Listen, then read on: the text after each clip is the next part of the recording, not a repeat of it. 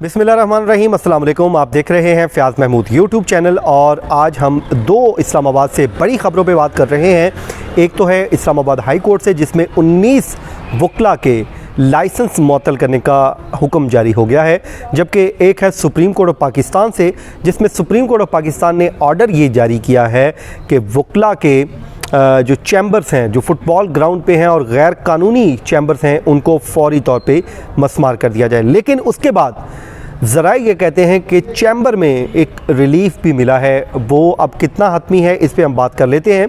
इसी वीडियो में हम बात करेंगे। जिस वक्त हम ये वीडियो बना रहे हैं, इन दोनों केसेस का तहरीरी ऑर्डर जारी नहीं हुआ। ये वो अपडेट हैं जो कोर्ट प्रोसीडिंग हैं। जिस दिन ये वाक़या हुआ 8 फरवरी को इस्लामाबाद हाई कोर्ट पे जब अटैक हुआ वकला की जानिब से, तो उस दिन ख़याल ये था कि ऐसा कुछ होने नहीं जा रहा आने वाले दिनों में कि वकला के ख़िलाफ़ कोई कार्रवाई होगी। आम परसेप्शन भी यही होती है, लेकिन मामलात उसके बरअक्स आगे की तरफ बढ़ रहे हैं। आज हम बात कर लेते हैं 19 वकला के मिसकंडक्ट की। इस्लामाबाद हाई कोर्ट में समाअत हुई, तो उसमें से बज़ाहिर तो ये 21 वकला के ख़िलाफ़ है, जिसमें से 2 ने अपना जवाब जमा करवा दिया हुआ है। तो इसलिए इस्लामाबाद हाई कोर्ट ने उनके ख़िलाफ़ कोई एक्शन अभी नहीं लिया। लेकिन 19 का क्योंकि जवाब जमा नहीं हुआ, तो उसमें उनके लाइसेंस जो हैं वो मुअत्तल करने की हदायत कर दी है। इसमें कौन कौन शामिल हैं, आप नाम सुनते जाएँ, मैं आपसे शेयर कर देता हूँ। देखिए जी, member Islamabad bar council Naseer Ahmed Kayani हैं, उनका भी लाइसेंस मुअत्तल किया गया है। ये बड़ी अहम डेवलपमेंट है। आमतौर पे जब कोई वकील किसी ओहदे पे होता है, बार एसोसिएशन का या बार काउंसिल का, तो उनको आम जो लिटिगेंट्स होते हैं वो इसलिए उनको अपना वकील हायर करते हैं या उनकी खिदमत हासिल करते हैं कि उनका नाम ही काफ़ी है और उनको रिलीफ़ आसानी से मिल जाता है। लेकिन इस दफ़ा बरअक्स हो रहा है। जो ओहदेदारान हैं उनके ख़िलाफ़ भी कार्रवाई हो रही है। ये अभी मैंने आपको बताया जी, बार काउंसिल के मेंबर हैं नसीर अहमद कयानी साहब, उनका लाइसेंस मुअत्तल कर दिया गया है। इसी तरह Islamabad high court bar association के जो मुंतखब सदर हैं राजा जाहिद महमूद, वो इस वक्त जेल में हैं, लेकिन उनके ख़िलाफ़ भी मिसकंडक्ट की कार्रवाई जारी थी। उनका भी लाइसेंस मुअत्तल कर दिया गया है। ये बहुत ही अहम तरीन डेवलपमेंट है कि सिटिंग प्रेसिडेंट का यूं लाइसेंस मुअत्तल होना, पहले पाकिस्तान की तारीख़ में ऐसा कभी देखा नहीं गया। तो क्या हम ये कह सकते हैं कि शायद पाकिस्तान बदल रहा है और क्या रूल ऑफ लॉ की तरफ हम बढ़ रहे हैं। इसी तरह जी अगले हैं तसद्दुक हनीफ एडवोकेट साहब, ये secretary Islamabad high court bar association मुंतखब हुए हैं। इनका लाइसेंस भी मुअत्तल कर दिया गया है इस्लामाबाद हाई कोर्ट की जानिब से। इसी तरह हमाद सईद डार, ये वो हैं जो जनवरी में लापता हो गए थे और chief justice Islamabad high court justice Athar Minallah के ऑर्डर पे ये बाजियाब हुए और उनकी अदालत में इनको पेश जब हुए तो इनको बड़ा एक रिलीफ़ मिला था। इन्होंने शुक्रिया भी अदा किया था कि इस अदालत की बदौलत मैं वापस आ गया हूँ। उसके बाद जब अटैक हुआ तो ये भी वहाँ पर मौजूद थे और एक दफ़ा एक कोर्ट हेयरिंग में चीफ़ जस्टिस ने कहा था कि हमाद डार को जब मैंने देखा तो मेरे लिए वो शॉकिंग था, इनको तो इस अदालत से रिलीफ़ भी मिला था। तो इसी तरह जी एहसन मजीद गुजर हैं और अख्तर हुसैन हैं, इनके लाइसेंस भी, यूनुस कयानी, मोहम्मद उमर मोइन और पीर फ़िदा का लाइसेंस भी मुअत्तल कर दिया गया है।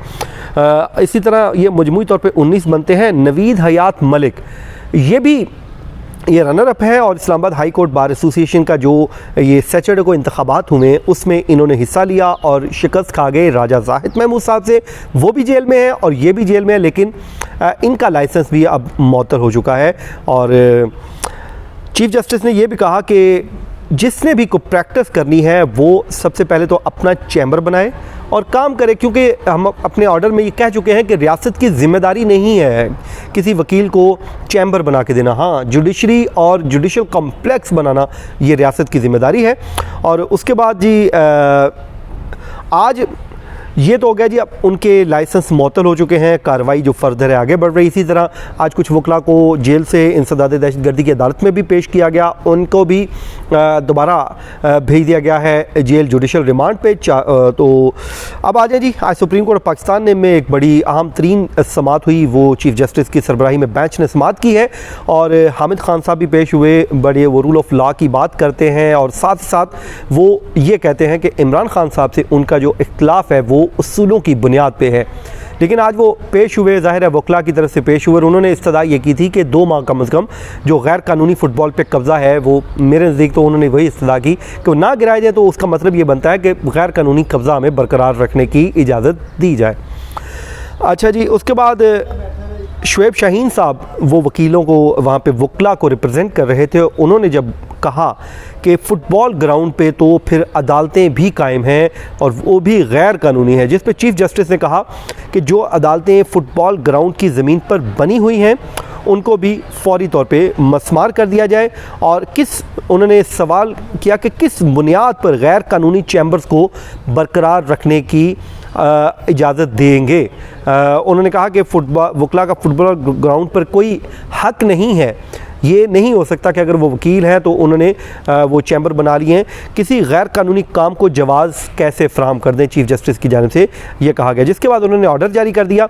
वकला की जानिब से जब कहा गया कि जब तक जुडिशल कॉम्प्लेक्स नहीं बनता उस वक्त तक तो हमें इजाज़त दी जाए, हम वहाँ पर बैठे रहें, लेकिन अदालत की जानिब से 2 माह का एक ऑफ़र दी गई और उसके बाद ये अदालत ने तमाम गैर कानूनी चैम्बर्स मसमार करने का हुक्म भी जारी कर दिया। और उन्होंने कहा कि हामिद खान साहब को आप 2 माह में अंदर अगर ग्राउंड खाली कर दें तो हम ये इजाज़त दे सकते हैं। और उन्होंने कहा कि इतना तवील वक्त अगर आप हमसे मांगे तो वो हम नहीं देंगे। जिसके बाद सुप्रीम कोर्ट ने इस्लामाबाद हाई कोर्ट के जो चीफ़ जस्टिस अतर मीनल्लाह की सरबराही में जो बेंच ने फैसला सुनाया था उसको बरकरार रखते हुए उनकी अपील को डिसमिस कर दिया और यूं वो फैसला बरकरार है और वकला की जो मुतबादिल जगह मिलने तक वक्त देने की इस्तदा है वो भी मुस्तरद कर दी गई। और उन्होंने ये वाज़े वाशगाफ अंदाज में कहा कि जिसने प्रैक्टिस करनी है वो अपना दफ्तर कहीं और बना ले और उसके बाद इस केस को निपटा दिया गया। अब हुआ इसमें यह है कि जी बाद में वकला ने कोशिश की कि मुलाकात हो जाए चीफ़ जस्टिस साहब से, तो वो उनकी कोर्ट में आए। जिस वक्त तो आए तो उस वक्त उन्होंने आके कोशिश की कि मुलाकात हो जाए, बट वो मुलाकात हुई नहीं। जजेस जो थे वो फ़ौरन उठ के अपने चैम्बर्स में चले गए, तो जिसके बाद इंतज़ार रहा कि मुलाकात हो जाए, चैम्बर में मुलाकात हो जाए। फिर अब हमें जो बताया है एडवोकेट जनरल इस्लामाबाद हैं नियाज़ुल्लाह नियाज़, पाकिस्तान तहरीक इंसाफ ने उनको तैनात किया हुआ है, उनके गवर्नमेंट में तैनात हुए और ये उन्होंने हमें बताया है कि एक वक्त की मुलाकात हुई है चैम्बर में और इस मुलाकात में ये तय ये पाया है कि 2 माह का हमें वक्त दे दिया गया है, 2 माह में खाली करने की जो पेशकश है जो चीफ़ जस्टिस ने भी की थी वो उस पर उन्होंने हामी भर दी है कि आप 2 माह में खाली कर दें, यानी कि अब 2 माह का वक्त मिल गया। अब इस पर देखना ही होगा कि तहरीरी जो ऑर्डर आएगा उसमें इस बात की क्या तस्दीक है, लेकिन क्योंकि हमें एडवोकेट जनरल इस्लामाबाद ने बड़े ही मोतबर शख्स हैं और उनकी बात है, उन्होंने हमें ख़ुद से कंफर्म किया है, तो हम इसलिए आपको ये रिपोर्ट कर रहे हैं। लेकिन हतमी फ़ैसला जो भी होगा वो रिटर्न जब आएगा वो भी हम आपके साथ शेयर कर देंगे। ये था जी आज का हमारा वीलॉग और आपके कुछ सवालात भी मिले हुए हैं, उन पे जवाब देना है तो इंशाल्लाह आज शाम तक मैं दे दूँगा। मुझे दीजिए तब तक के लिए इजाज़त, अल्लाह हाफ़िज़।